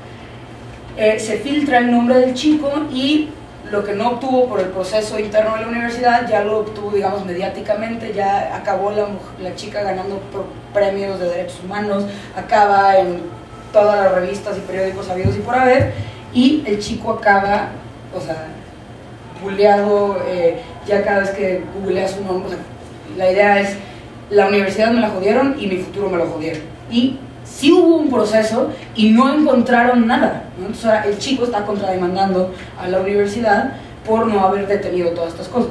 Este es el caso de un chico blanco, pero Halley y compañía están identificando que al menos en Harvard, en muchos de los casos que sí se procesan, los acusados son chicos negros, que es una de las grandes tensiones feministas, que las feministas negras han señalado, muy en contra de la violencia sexual, hasta que se trata de que el acusado es un hombre negro, y ahí sí ustedes son víctimas y se han callado, a pesar de que históricamente que ha habido un abuso, y a los hombres negros, eso sí, ahí sí jala la maquinaria penal, ahí sí jala la maquinaria universitaria. Entonces están con todas estas broncas, y ya también está saliendo la crítica de, ¿y lo preventivo qué?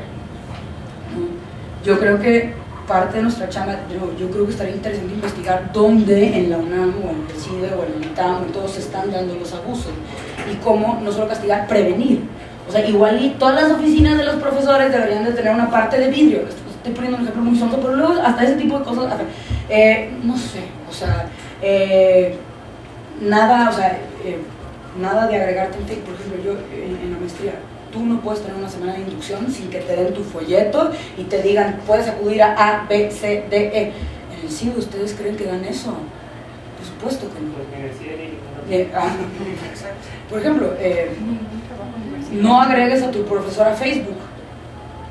Que parecen tonterías, pero ¿ustedes creen que yo como profesora me han dicho qué cosa? O sea, y luego no dejas de repente me doy cuenta que unos que no eran mis alumnos ya son y los tengo en Facebook, otros no. O sea, puede ser lo más inocente, pero desde un trato igualitario, porque unos los tienes o sea, dices, nos haría bien a todos los profesores y profesoras tener estas reglitas. No agregues a Facebook, no agregues a Twitter, todo es por mail institucional, juntas en la sala, no sé.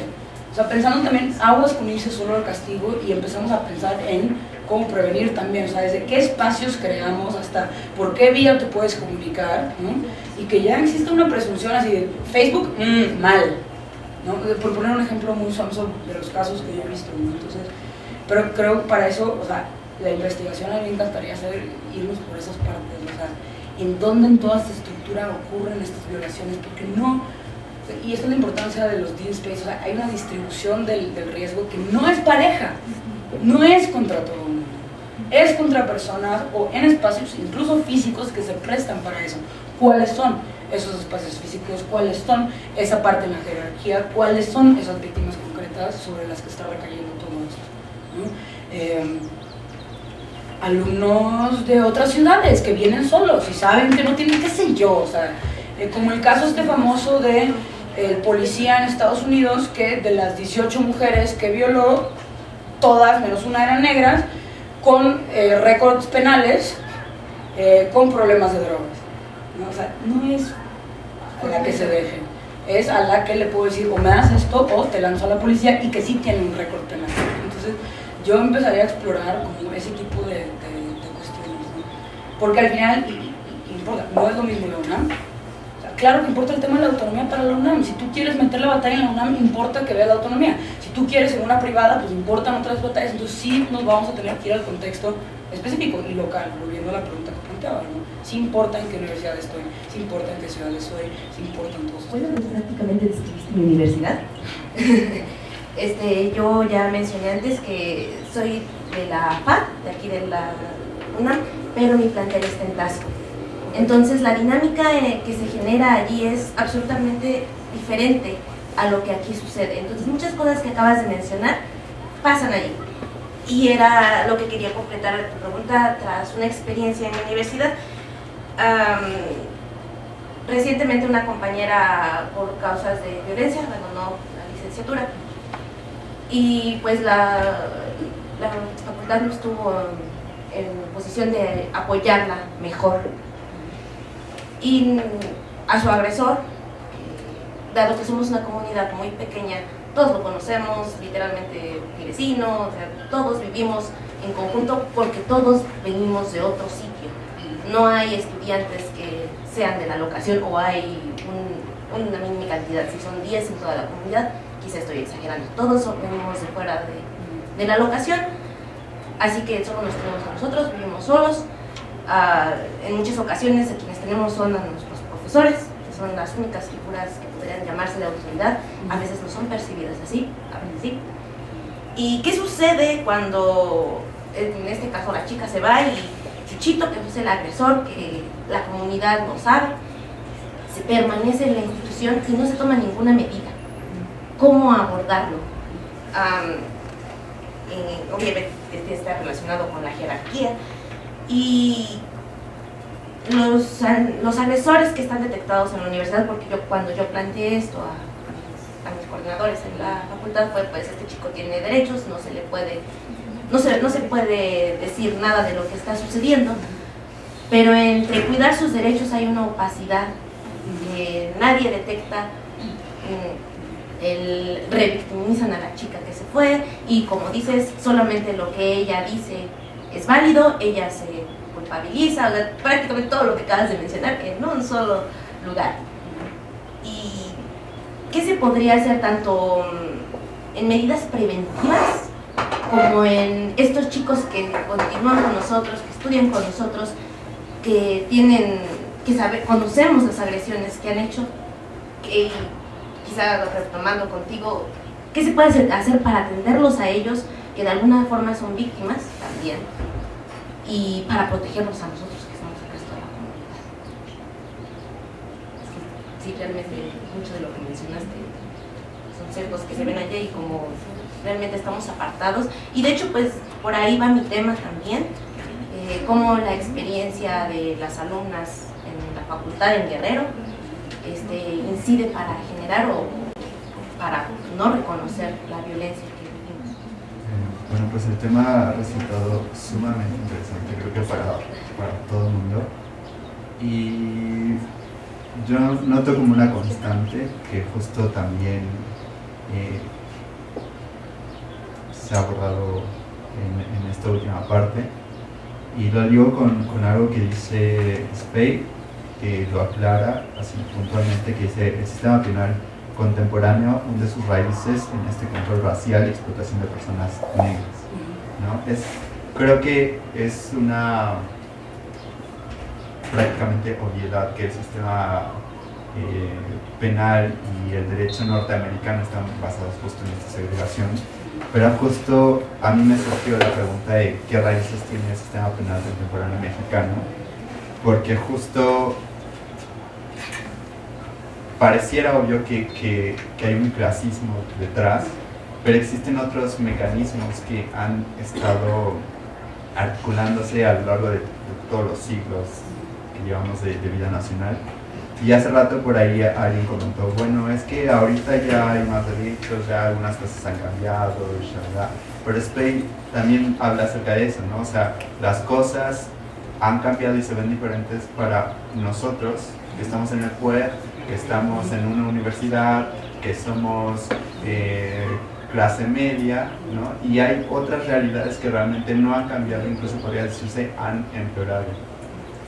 Y justo también como estos aspectos simbólicos que tiene el sistema de derecho mexicano se basan en otras partes, en otros segmentos como la hegemonía cultural, ¿no? Retomando esta práctica médica donde las parteras, justamente porque no tienen el aval de una institución, quedan relegadas, y esa institución es apropiada pues justamente de nuevo por el Estado mexicano. Y esta parte de asistencialismo que también fomenta el mismo Estado, en el que a la víctima se le ayuda, se le acompaña, como han dicho, pero no se generan estrategias justamente de prevención que empoderen justamente a las personas para no victimizarse, ¿no? Y también esta parte de retribución, donde en México consideramos que la justicia se basa en lo económico y no en una cosa más, pues justamente equitativo, ¿no? O de justicia, no sé, quizá en el más idealista sentido del término. Y en ese sentido también me llamó mucho la atención que Spade también dice, ¿no? Bueno, muchas veces el sistema jurídico no alcanza a hacer justicia, lo cual me parece muy paradójico y triste. Y pues bueno, quizá ya nada más retomar un poco a Foucault, cuando habla acerca de la economía de los cuerpos, donde justamente esta situación de privilegio hace que unos cuerpos valgan más para el sistema jurídico que otros. Soy ignorante y apenas voy a entrar al tema de cómo se ha usado la cárcel en México. De hecho, por ejemplo, no sabía hasta hace poco que en Estados Unidos o sea, había como cárceles, pero originalmente, no sé, siglo XVII, XVIII, si alguien caía en la cárcel eran blancos. Así que, claro, los negros eran esclavos. ¿Qué vas a meter a la cárcel de que ya es cosa? ¿No? Entonces, desde cosas, o sea, que ya hoy doy por sentado y, claro, luego ya no son esclavos, les damos los mismos derechos y aparece la era del encarcelamiento masivo, ¿no? Que es le llaman el nuevo Jim Crow, que ya lo mencionaron ustedes, ¿no? De cómo en las cárceles funcionan como este nuevo sistema de segregación,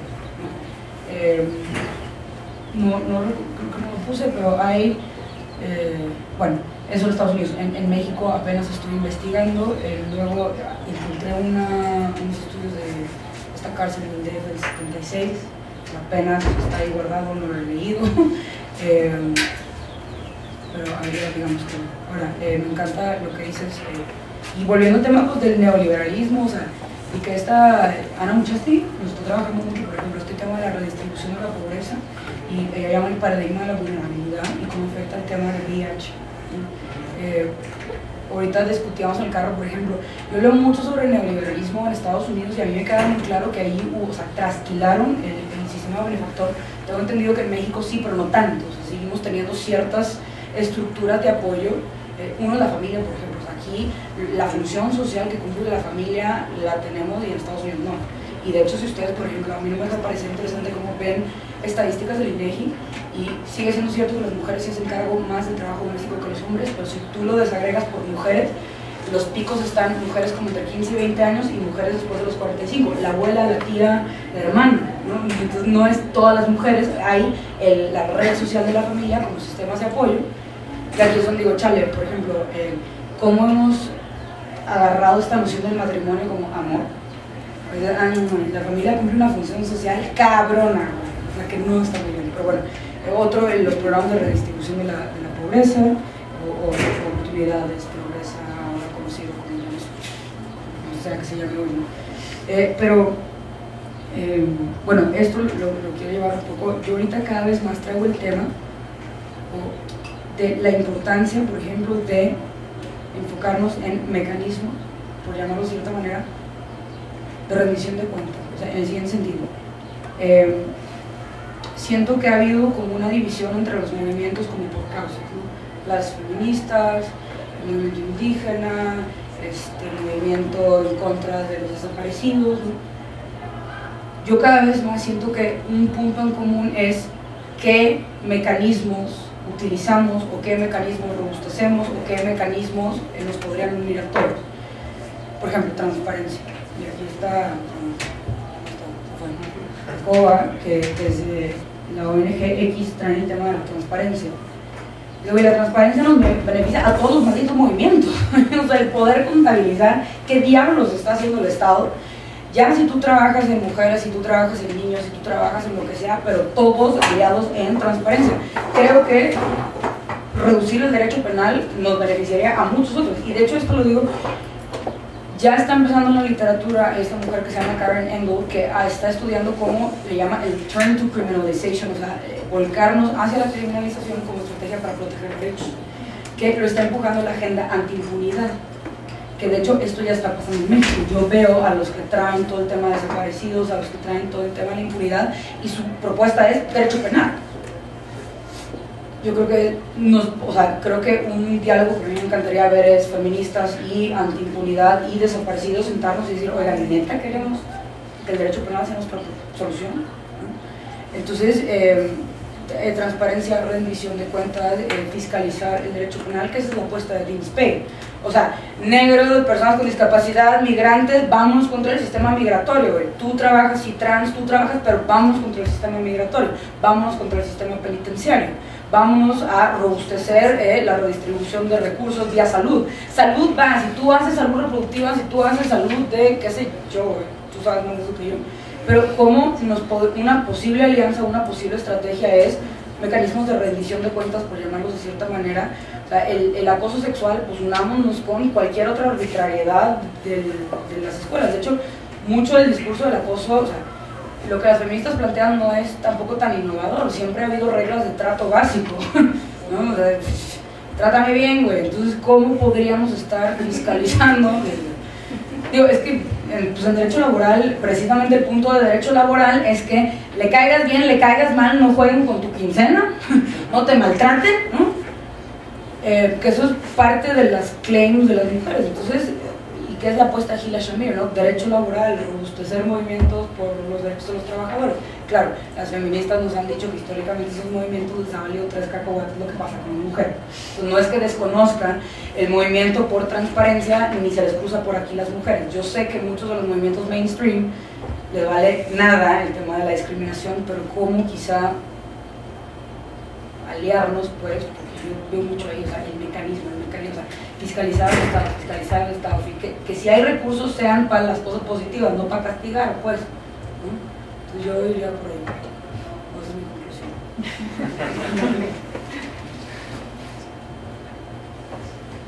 Sí, iba a comentar justo eso, que preparemos comentarios ya para concluir.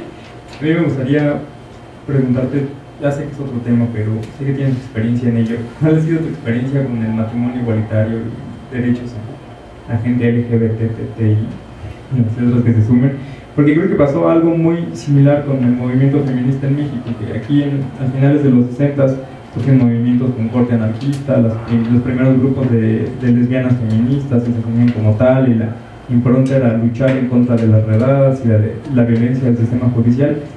Terminamos, o estamos ahora 30 años después, 40 años después, buscando el matrimonio y ese tipo de derechos que, como ya comentaba un poco, para muchas personas puede verse desde una perspectiva más que busca la normalización y que se enfoca en personas de clase media, blancas, que reproducen estatutos heterosexuales. ¿Cuál ha sido tu experiencia al respecto? De hecho, les incluí el protocolo LGBT de la Corte, yo participé en la redacción de eso. Y si fue, bueno, yo mi tema con el matrimonio le he entrado desde varias perspectivas. Cuando fue la discusión, la Asamblea Legislativa lo incluye en el Código Civil en el 2009, se impugna por el Procurador y la Corte lo resuelve en el 2010.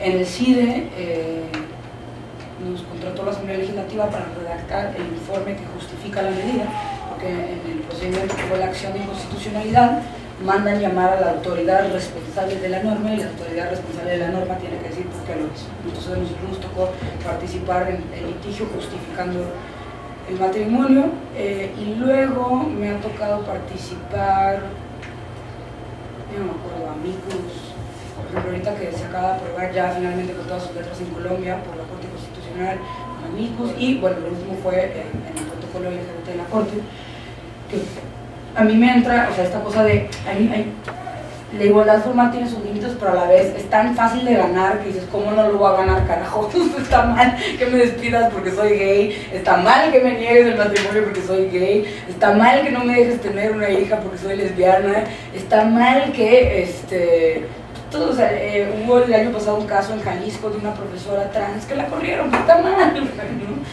Entonces, el protocolo, si no lo alcanzaron a ojear, básicamente, la Suprema Corte vivió una época dorada de género. En el siguiente sentido, en el 2008 se creó la unidad de género de la Corte. A cargo de la unidad de género está esta mujer que se llama Mónica Maxiso, también estaba Adriana Ortega y otro grupo de mujeres que yo admiro muchísimo, que sin tener muchos referentes trataron de decir, bueno, nos asignaron este presupuesto y tenemos esta posibilidad de trabajar desde dentro de la Corte, ¿qué diablos hacemos?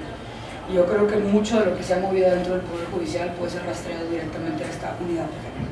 Y han hecho dos distintas cosas. Una es trabajar internamente y empezar a sacar las investigaciones del acoso laboral adentro de la Corte, ¿no? La disparidad de salarios adentro de la Corte. Son las que hicieron un estudio muy interesante, por ejemplo, del salto de a juezas de distrito, que del único que hay en el país, de cómo llegan o no llegan las mujeres a ser juezas. Lo hicieron ellos. Una de las cosas que impulsaron fueron los famosos protocolos de la Corte. El primero que hicieron fue el protocolo de género. Estos protocolos son una cosa rara porque no son vinculantes en sí, pero el argumento es: yo no soy vinculante protocolo, pero estoy basado en los instrumentos que son vinculantes.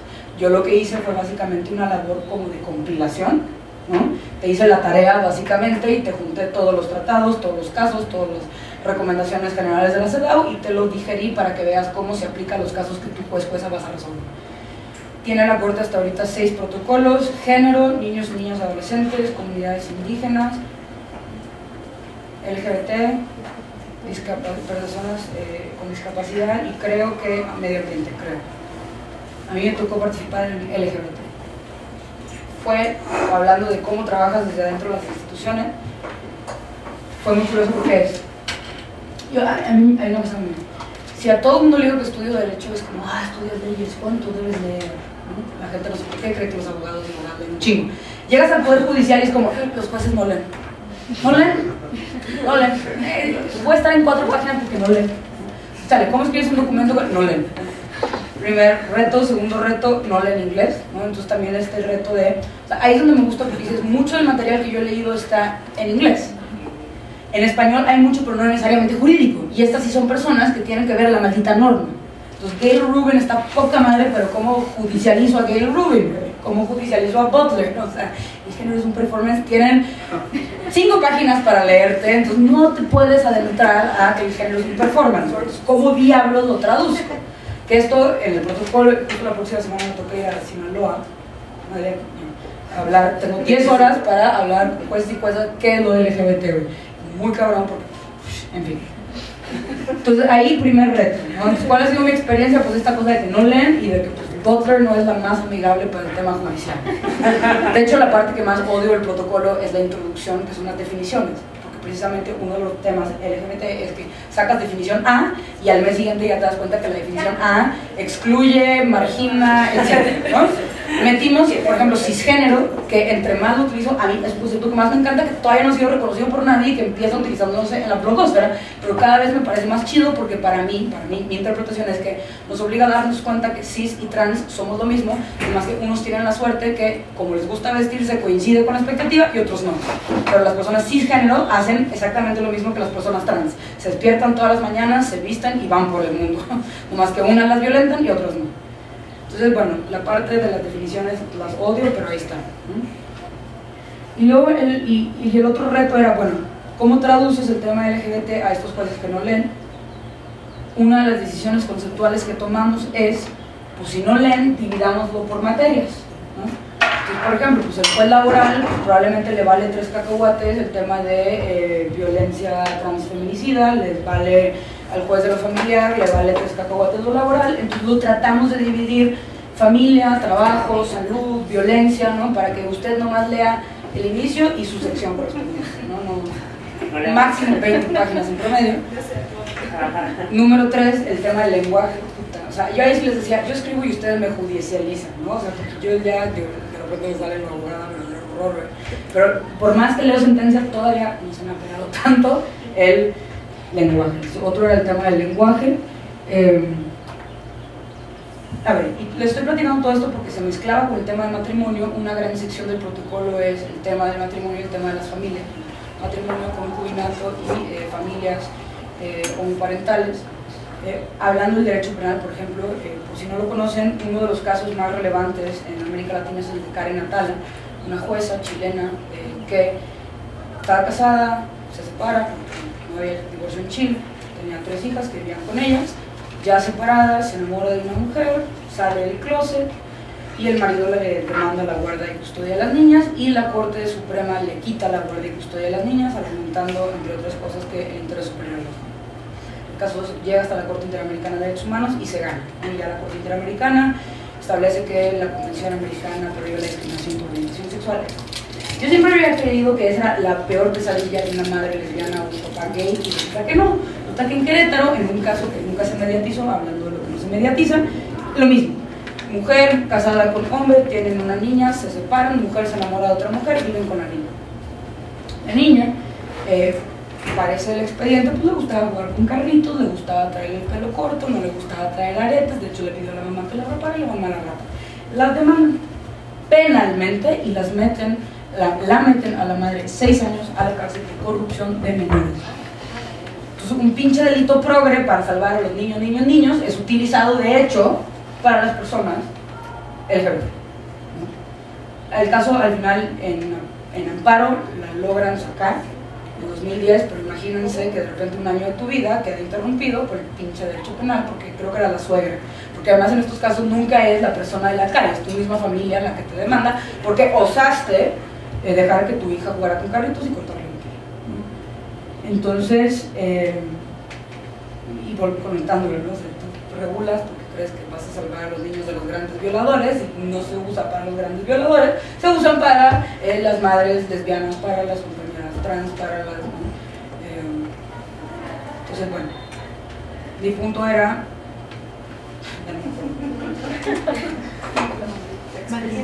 A ver, mucho de... O sea, era... Esto tiene límites, pero a la vez hubo un juez de amparo que la sacó. Entonces hay una parte mía que es, no, los jueces, como ya dijo Dean Spade y como dijo todo el mundo, van a afectar el punto 02 de los casos, pero ocupemos ese punto 02 de los casos por ahora. Claro, Dean Spade me obligaría a pensar, decir, neta, hazle un tu pinche protocolo, igual y puedes estar ganando una ONG de no sé qué cosa. Yo mucha de la justificación que me hago es, pues chale, güey, el matrimonio pues no cambió la vida material de nadie, pero por ejemplo a mí me conmueve mucho en el DF estar en el metro y los chiquitos de 14, 15 años dándose de besos, hablando del poder simbólico de la norma, ¿no? Entonces, el matrimonio parece que no se trató solo de que la gente se pudiera casar, sino parece que sí envió un mensaje que le está llegando incluso a los chavitos y chavitas. Pero hasta ahí, ¿no? O sea, por ejemplo, antes del matrimonio en la corte se ganó el caso trans. En el caso trans no hemos visto la lluvia de amparos que sí vimos en el matrimonio gay. ¿Por qué? Hay un tema de clase ahí. Les importa 3 cacahuates poder, para que no sepan, es el amparo directo civil 6-2008, que luego, por si lo quieren buscar, es el derecho a cambiar tu acta de nacimiento. En 2009 la corte con todas sus letras dice que puedes cambiar el acta de nacimiento por tu propia decisión, no tienes que comprobar que tienes una patología, no tienes que comprobar que estás soltero, no tienes que comprobar que te operaste, no tienes que comprobar nada, basta que tú quieras cambiar tu acta de nacimiento para que te la cambien y te tienen que expedir una nueva acta, porque en el DF era esta cosa de la mutación al margen, ¿no? Chuchita, formerly known as Chuchito. Entonces la corte ya en 2009 dice no. Entonces teníamos la misma herramienta que con el caso del matrimonio, para que se esté replicando en todos los estados una estrategia de litigio que no hemos visto. Y yo la gran pregunta que sigo sin responder es ¿por qué? Es que esta no es una agenda relevante para las mujeres y hombres trans, sí lo es, pero no pueden litigar, ¿no? No pueden litigar ¿por qué? Entonces yo ahí no he logrado encontrar yo esos estudios, esas comunidades que digamos, entonces es saber que lo que he hecho con el judicial sirve para... Y luego pues como que el año pasado acabé en Costa Rica, porque en Costa Rica leyeron el pinche protocolo y fue así como de, güey, queremos hacer eso. Entonces pues en México nadie le pelo, yo no soy en Costa Rica. que ahí sí lo quieren hacer vinculante, ¿no? Entonces también estas cosas raras, digo, igual son 5 personas, no sé. De lo que he leído, pues muchos, tengo entendido que el tema del trabajo sexual y las compañeras trans pues pasa por lo mismo. Los policías los mejor, son policías que están muy legitimados. Pero bueno, para mí sería, claro, pues tengo esto de qué sirve, qué más podemos estar haciendo. Bueno, pero ¿cómo voy a ceder el espacio? No soporto que argumente que no me puedo casar porque la reproducción. Bueno, en algún momento con alguna asociación civil de Guanajuato me tocó acercarme con algún colectivo trans allá, ¿no? Y ahorita que dices, ¿por qué no? Porque yo pienso, por ejemplo, en las trans que yo conozco, no pude terminar la escuela porque me segregaron. No puedo tener un trabajo, muchas de ellas no puedo tener un trabajo como con seguridad social, prestaciones y demás, porque también me corren porque soy trans, ¿no? No puedo ir, bueno, en los servicios de salud, aún cuando tendría que ser tratado o tratada bajo la identidad que yo quiero, me hablan como Pedro Pérez, ¿no? Y no me dan, ¿no? Y me acosa la policía y nos tenemos que reunir entre todas y no nos quiere representar el abogado, nos cobran mucho, entonces entre todas juntamos lo que sacamos del talón para sacarla a la que se la lleve la policía. O sea, lo que decía del espíritu, ¿no? O sea, si no se tienen los recursos suficientes para hacerse de la asistencia jurídica, entonces es muy difícil que lleguen a buscar que se haga valer sus derechos, ¿no? Es lo mismo que decías al inicio, ¿no? Ahí está el derecho, sí, ¿y de qué te sirve cuando no puedes hacerlo valer? Cuando no tienes los recursos suficientes para hacerlo valer. Ahorita, perdón, me recordaste, por ejemplo, parte del movimiento aquí, no sé si todos, pero esta cosa de crímenes de odio, como las feministas han hecho con el feminicidio, ¿no? Digo, reformen no solo los códigos penales, 18 códigos penales del país todavía tienen la figura de moral pública. Y los reglamentos de policía y de buen bando del gobierno, esas cosas que son, ¿cómo te arrestan? Váyanse con cosas, siento que, y entiendo que el tema del crimen de odio es, no solo ya no me puedes arrestar, sino que ahora me tienes que defender e investigar, pero váyanse primero, quítenles el poder de arrestarte. ¿Cuáles son las figuras con las que te están deteniendo? ¿Cómo es que pueden simplemente llegar?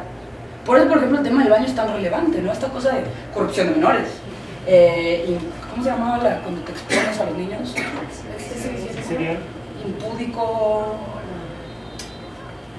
O sea, quítales el poder que tienen de arrestarte, ¿no? Más que estar metiendo nuevos tipos porque como quiera nadie sabe cómo. O sea, el tema también procesal del feminicidio es es ponerte en una camisa de fuerza, vas a perder. Ya no están tratando de ser objetivo, pero es como violencia obstétrica, el que se apropie de los procesos de, o sea, el que odia a las mujeres.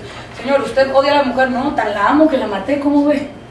Entonces dices, chale, ve, hay muchas cosas que pueden tener sentido en nuestra discusión teórica, pero cuando lo pasas al derecho penal, ya no.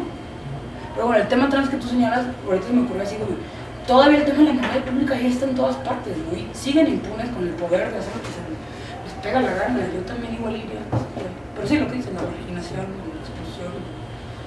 Y bueno, un comentario también de que hace rato me decía mucho ruido, hace mucha falta esta parte de que no sea solamente el castigo a quien genera la violencia, y hablabas de la violencia en las universidades. Bueno, no sé si acá se ha sabido de los últimos eventos de violencia en las universidades de Guanajuato, pero muchos de ellos no son por los estudiantes, son por los y las universidades protegen, ¿no? Y por ejemplo también cuando hablas de ingeniería, yo tengo una hermana de ingeniería en el Tecnológico de León, que es de la SEP, y dices que no hay personas más violentadas, más agredidas, más evaluadas, y ella ha sufrido, y bueno, muchas de sus compañeras que son 10 en la carrera que estudié, repitiendo un semestre 4 veces, pidiendo permisos extra porque el profesor decidió reprobarlas porque son mujeres. Nada más por eso, y sus compañeros pueden no haber cumplido con los criterios de evaluación y pasan porque son hombres, ¿no? Y yo le decía, y así con mi desesperación de, pero tienes que hacer algo con alguien, no puedes denunciar, pues es que es el jefe de la carrera. O sea, si lo denuncio, no hay con quién más denunciarlo que, no sé, con el director o el rector, pero voy a pasar otra materia y va a haber representación en mi contra porque no hay, pues es la máxima autoridad casi en la escuela, y así como piensa él, piensa el director y piensan los otros jefes de las carreras. ¿Qué hago? ¿A dónde acudo? Entonces, esa parte, si hubiera una sanción no al profesor y no solo una instancia interna a la escuela, porque si todos los que toman la decisión y son directivos en la escuela, piensan de esa manera, entonces ¿a dónde voy a acudir? La escuela no es un lugar seguro, no es un lugar donde pueda denunciar, ¿no? Y es muy común allá en Guanajuato y supongo que en muchos estados más, que el agresor, el principal agresor no es tu compañero, es tu profesor, es el que te tienes que cuidar, por el cual muchas mujeres, compañeras mías de la carrera también, en trabajo social, abandonaron la carrera por acoso de los profesores, y a los profesores no les pasaba absolutamente nada, aun cuando en la universidad hay una procuraduría de derechos del trabajo. Entonces está la figura ahí, pero pues sirve para eso.